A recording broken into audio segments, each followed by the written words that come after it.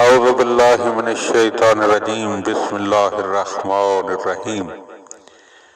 مولا کائنات حضرت امیر المومنین علی بن ابی طالب علیہ السلام کے مجموعہ کلام نہج البلاغہ کے پہلے باب کا خطبہ نمبر 66۔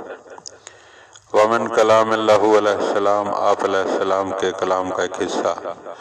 لما قلد محمد ابن ابی بکر مصر فملکت علیہ فقتل۔ محمد ابن ابی بکر کو جب حضرت نے مصر کی حکومت سپرد فرمائی اور نتیجہ میں ان کے خلاف غلبہ حاصل کر لیا گیا اور وہ قتل کر دیے گئے، تو آپ علیہ السلام نے ارشاد فرمایا: قد اردت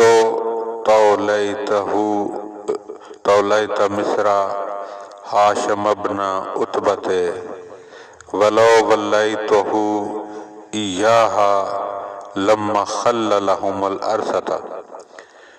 میں نے تو چاہا تھا کہ ہاشم ابن عتبہ کو مصر کا والی بناؤں، اگر اسے حاکم بنا دیا ہوتا تو وہ کبھی دشمنوں کے لیے میدان خالی نہ کرتا۔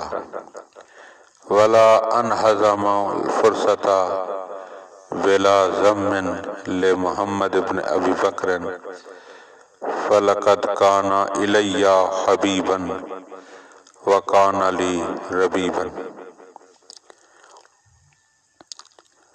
اور نہ انہیں مہلت دیتا، اس سے محمد ابن ابی بکر کی مذمت مقصود نہیں، وہ تو مجھے بہت محبوب اور میرا پروردہ تھا۔